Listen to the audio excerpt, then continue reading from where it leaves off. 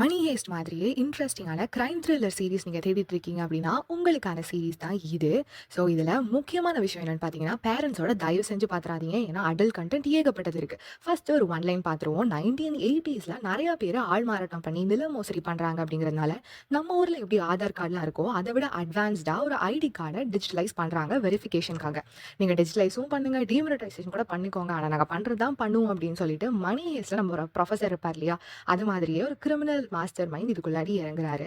பல்லாயிரம் கோடி கணக்கான ப்ராப்பர்ட்டியோட ஓனருக்கே தெரியாம பெரிய பெரிய எம்என்சி கம்பெனிஸ் கிட்ட பிசிறு தட்டாம அப்படியே சேல்ஸும் பண்ணி மணியும் லாண்டரிங் பண்றாரு. இதெல்லாம் பண்ணதுக்கு அப்புறமா எத்தனை பேர் நெகட்டிவா இம்பாக்ட் ஆகுறாங்க அப்படிங்கறது தத்ரூபமா காட்டியிருப்பாங்க இந்த சீரீஸ்ல.